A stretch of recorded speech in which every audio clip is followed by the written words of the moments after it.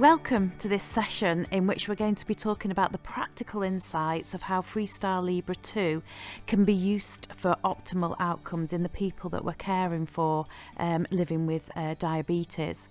So my name's Nicky Milne, and essentially I'm a primary care diabetes specialist nurse, but my official titles are as a diabetes clinical nurse lead for Greater Manchester and East Cheshire, and I have a quirky other title as a DIAS lead, and we'll talk about that in another couple of slides as we're going through the presentation.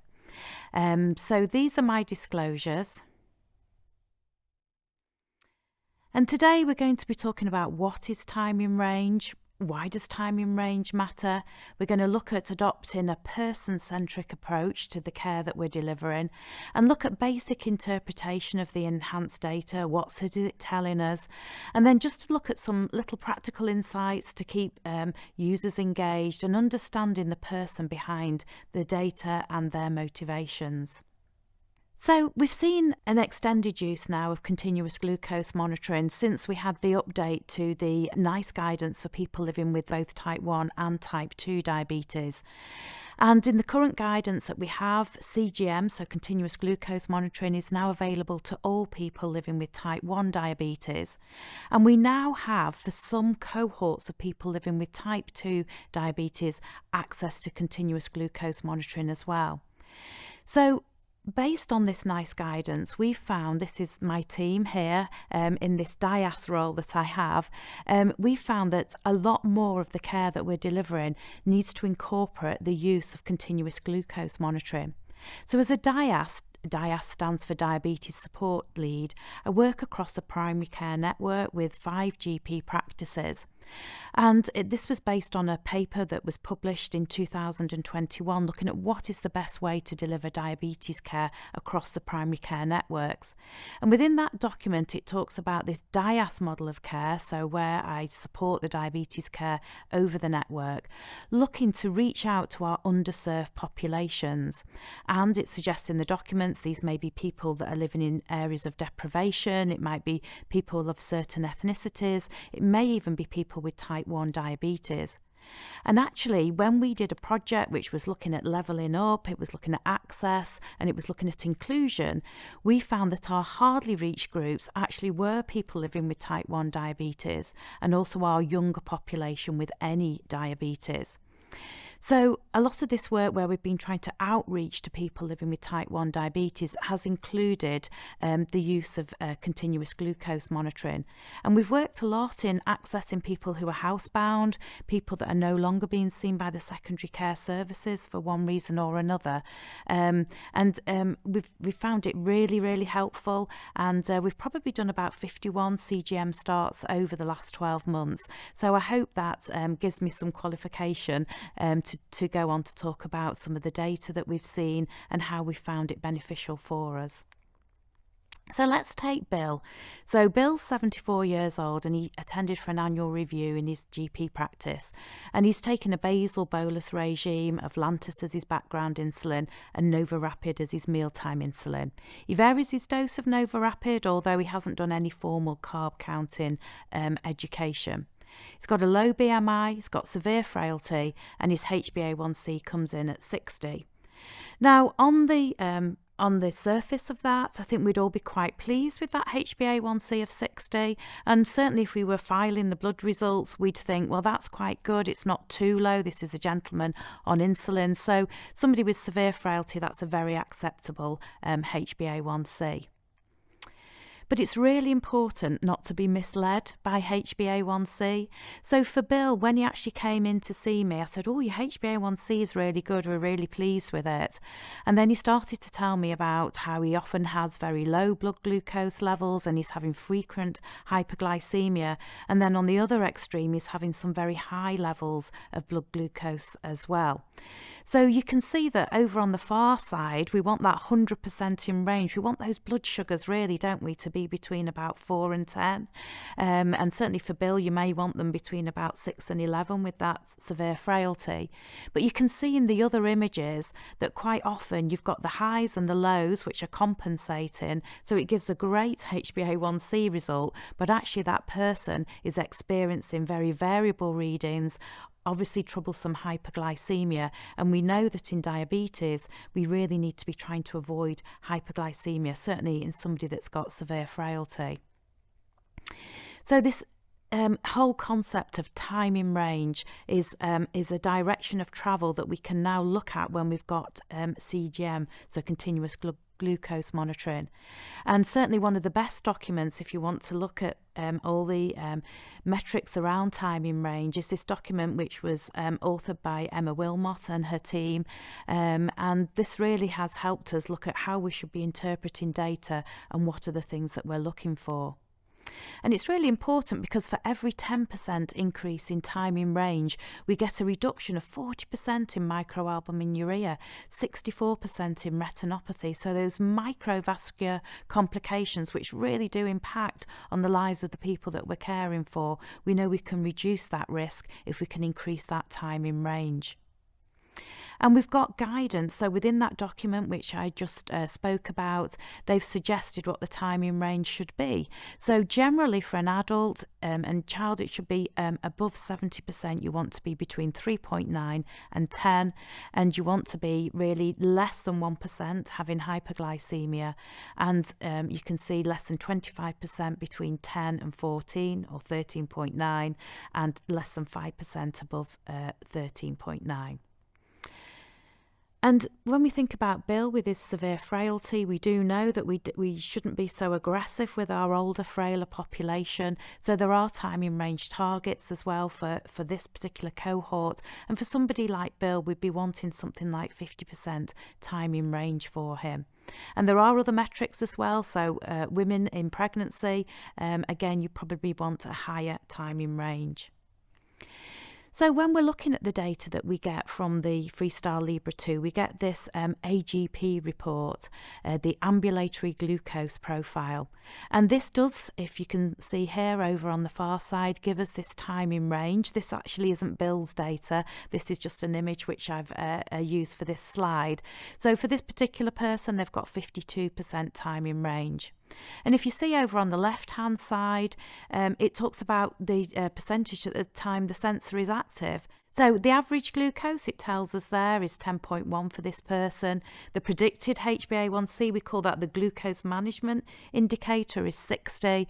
And the glucose variability, you want to be under about 36%. That's that up and down readings that we talked about where somebody's going from low to high. So this person does have quite a little bit of variability. And if we're not looking at the Libre view, so if we have somebody in front of us in our clinic that brings in their phone and they're using the Libre Link app, then again, it's very easy to see the time in range. We just go onto the app and it'll bring us to a page that shows the time in range reports here. And again, for this person, they've got 46% time in range. But the ambulatory glucose profile, it gives us more data than just the time in range. So it also gives us this average profile. So you can see the graph and the lines there in the blue. And at the bottom graphs are actually what's been happening each day. And you can see in the yellow, it shows us when people go above range.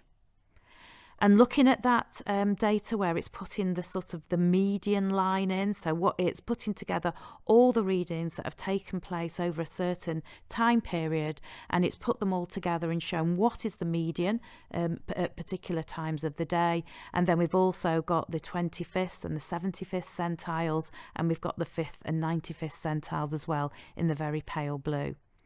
And again, you can see for this person that probably overnight their glucose levels are remaining quite high. They go particularly high at some times.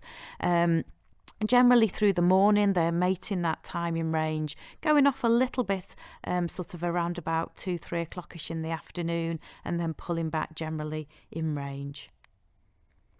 So if we go back to Bill then and we look at his ambulatory glucose report, you can see that his time in range is 47, which isn't too far adrift of that 50% that we'd want for Bill with his severe frailty. But you can see that he's spending 10% of his time either low or very low, and that definitely isn't something that we want for somebody with severe frailty. And you can see again that 53% of the time is actually high or very high. As I say, his GMI, his predicted HbA1c is 60, but you can see that he's got very high variability there. So we said that we want those ups and downs, that sort of roller coaster ride, to not be there and to have that variability under 36%. And again, if we look at his graph and his data here, so if we look at the overall profile, you can see the median lines, but really he's got these wide gaps in his levels. So particularly overnight, he could be anything. He could be low or he could be high. So it's very, very variable. And if we look at the daily graphs at the bottom, you can see there's no particular one time where he's having lower or higher readings. It can be at any time. And again, if we didn't have access to LibreView and we were just looking at his phone or his reader that he brings into the practice, one of the things that we can do is go onto his homepage, look at his low glucose events. We've always wanted, you know, if we're looking after anybody, our first principles are to stop the hyperglycemia. And again, here you can see that this person's having hyperglycemia, and it could be at any particular time in the day. So what can we do to help Bill with these big variations? And again, if we look at his daily graphs, we can see these big swings where he's going from high to low. So we really need to try and reduce this variability as to begin with. So common reasons then for high variability or reduced time in range. And this really is going back to the very basics of what we should be doing when we are reviewing somebody with diabetes who's using insulin. So if we got incorrect, inconsistent timing of insulin injections, and actually when we spoke to Bill, sometimes he was given his mealtime insulin before his meal, sometimes it was significantly before his meal, sometimes it was significantly after his meal. So that was giving us a lot of variability. So we suggested that the insulin was given at a regular time before meals. Have we got incorrect doses for lifestyle? So can we identify any pattern? Is it that maybe the glucose levels are lower on the day that somebody's more active and that they're higher on a day that somebody's less active? Is it that we've not got the right levels for the food that's being eaten? If you remember, Bill was varying his doses of insulin when he ate, and what he was doing is, rather than giving insulin for the food he was about to eat, he gave his insulin dose based on what his current blood glucose level was. And you find a lot of people do that. So it was about education, that he's given insulin for the food that he's about to have. Is he underreacting to his glucose levels? Well, actually, we found that he was overreacting to his glucose levels. So when they became very high, he was given extra fast-acting glucose as a correction dose, and was often not waiting for that correction dose to take effect before he was then given another correction dose. And he was over-treating hyperglycemia, and he was using variable treatments for his hyperglycemia. There wasn't one consistent hyperglycemia treatment that he was using, and often was not waiting long enough for that treatment to take effect before there was another treatment. So it really was going back over some very basic education. And then poor injection technique can be another reason for this increased variability, particularly if you've got areas of lipohypertrophy. So that's where we get areas of thickened skin where we maybe keep doing an injection into the same site.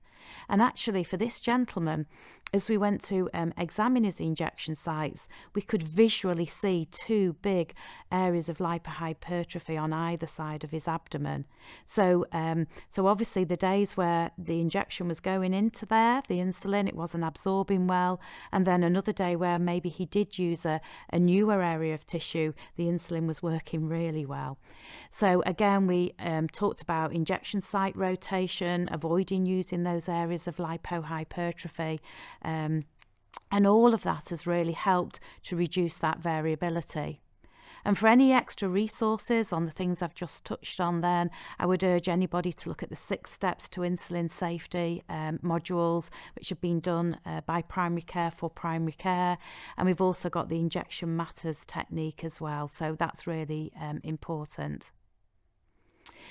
But let's go on to Ben. So Ben's 32 years old and he's got type 1 diabetes, and again he's come for a review at his GP practice, and he hasn't been seen by his secondary care services since 2021. And again, he's taking basal bolus insulin, is carb counting, he's got a ratio of 1 to 10. Now, for me, as a primary care nurse, I kind of look at people with type 1 diabetes. It's not my big speciality. And sometimes I think we can often be really fazed by somebody coming in like this into our primary care setting. We're a lot more familiar in managing people with type 2 diabetes.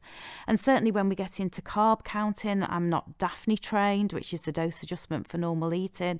So sometimes you might think, actually, this really does need to get this chap back into secondary care, and I don't really think there's anything I'm going to be able to help with. But if I show you what his ambulatory glucose profile looked like when we looked at it together, I think you'll realise that there was one very simple thing that we could do to help him. Because for this gentleman, you can see that basically his predicted HbA1c was going to be 84. Unlike Bill, his variability was 21%, just over, so he wasn't having big variability. His time in target range was very low, it was 70%. There was no time where he was low, and the rest of the time he was either high or 67% of the time very high. So looking at this, he just needs more insulin. And when we talked it through and looked at the graphs and we looked at his daily glucose profiles as well, this gentleman could quite clearly see that we needed to increase the amount of his background insulin. And we've managed to do that very successfully. So from a position of where you're thinking, actually, I don't know if I've got the expertise for this and to do everything else, it was just a very simple intervention that we needed to give a bit more insulin. So there's other functionality that we can get if we were going to look at the Libre View as well. So we also get this thing which is a snapshot. And again, if we wanted to look at low glucose events, it shows us where those low glucose events are happening. And it also tells us about average glucose too. Again, we've got those daily logs, and I showed you examples of that in Bill and Ben's case studies. You can tell I've made those names up, can't you? They're Bill and Ben. And then we've also got the daily patterns as well. And what you can see here for this person with a daily pattern is you can see that they're also recording when they're eating, and also they've got a connected pen, and the connected pens are telling us when they gave their insulins, what doses, what the timing was. So we're really starting to see a much fuller picture of how the insulin responds and how the blood glucose levels are. And again, I think you'd agree that for this person, they probably just need a little bit more mealtime insulin at lunchtime. And again, if we haven't got access to Libre View and we've got the person in front of us that brings in their Libre link and they're bringing in their phone or even their reader, then again, we've got access to all of those things. So we've got the daily patterns, we've also got the time in target range, which I showed you before, and we've also got that we can go on to look at where the low glucose events are happening and how many low glucose events people are having. Equally, we can look at what the average glucose is over certain periods of the day, and this one I find really insightful. So when we're looking at it with the person with diabetes, they can see maybe when they're in the red, when they're in the amber, when they're in the green, and again, it just gives people real clarity. And it's really important that when we're using this, that we are empowering the person that we're caring for to actually look at their own graphs and the data. I think quite often there's that temptation that they're just looking at it to see what their glucose level is at that moment. And certainly one consultation I had with a young gentleman with type 1 diabetes, that's how he had been using it. And when we actually sat down and looked at the graphs and what they showed and what the timing range meant, he left the consultation saying, gosh, I've just never learned so much. That's just been so insightful. So it is more about looking at your own data. And don't forget, most people with diabetes are absolute experts in managing their own care. So again, we've got the daily graph functionality, and we do still have what the estimated HbA1c would be, that glucose management indicator that we see on the AGP. The other huge advantage of having the FreeStyle Libre 2 as well is the alarms. So we can set a high alarm, we can set a low alarm, and we also get an alarm when there's signal loss as well. Now, the low alarm in particular is just fantastic because we can set that, and that alerts the user to when they might be, the blood glucose levels might be going low. Now we can set it at various levels. So it will set at 3.9, or for this person, they've got it set at 4.5, which I think is good because it then gives the person a little bit of time to consider what they're going to do. And interestingly as well, we know that when somebody looks at the Libre, we do get an arrow with the direction of travel. So it might be that the glucose level's 4.5, but the arrow's going up to show the sugars are rising, or it might be 4.5 and the arrow's going down to show that the glucose levels are lowering. So that's an important thing to explain. The high glucose alarm you just need to be careful with when you first set up the Libre, because sometimes people don't know how high their glucose levels are going. And I had a real classic case where somebody had their high alarm set at, I think it was about 14.9, and on the Monday they'd had the Libre put on the Friday, and on the Monday the family were ringing because this lady's blood sugars were running at about sort of 15 to 20, so the alarm had just been going off all weekend. So sometimes, to begin with, I don't use the high alarm. I wait to just see what the pattern of glucose levels are. It's more particularly useful where people are giving correction dosages of insulin. Also very important when you're using the Libre, just to explain to people that in times where the blood glucose levels might be changing rapidly, or if the alarm is saying that they are hypoglycemic but they don't have symptoms of it, then they should always back it up with a blood glucose test. And similarly, if they feel hypo but it's saying that it's fine, because there can be just a slight time lag on the blood glucose, and we know that the Libre is looking at the interstitial fluid that's going between the cells. Not everybody has a smartphone, and this piece of work that we've done within the PCN, where we've been looking at levelling up and making sure that there's inclusion and everybody has access to Libre where they fit the NICE criteria. A lot of these are the people that don't have a smartphone or they don't have a PC. So we have to use the readers a lot. And again, there's the same functionality on the readers, that we can bring people in, we can review the data, we can look at the time in range, we can look at the low glucose events, we can look at the daily graphs as well. So don't let the fact that somebody doesn't have a smartphone prevent you from using this technology.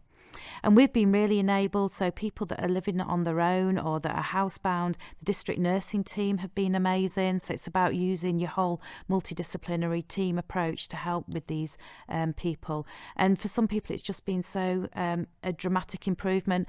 And for one elderly couple who the gentleman was having frequent hypos overnight and his wife was staying up to feed him jelly babies. Once we could give them this technology, it just transformed things. And I think one of the most powerful comments I've ever had is this lady said, "We thank you so much for doing this." She goes, "It's like we are now in control of the diabetes rather than it being in control of us." And I think that is a massive thing if we can enable that for people. But it's always really important to remember that when we're looking at this data belongs to the person that we're caring for. We should always ask permission to view a person's data, and it is really important to avoid judgment. So we are not living that person's lives. We don't know the challenges that those people are facing. So it's about that process of, looking at the data together, asking the person to share the viewing with you. It's about empowering them to share what they can see. I think that's always really important, to say, what is it that you can see here when we're looking at these graphs? Always look at the positives. So for that gentleman that had 7% time in range, the next time I saw him it was 14. So that's a huge thing. We doubled the amount of time in range, and we've continued to work through.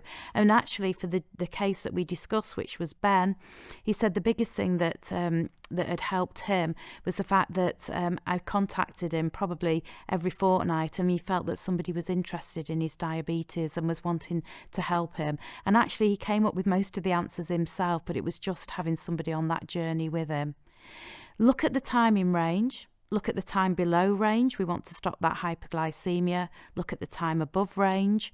And then look at that variability. Think, what could be the causes for variability?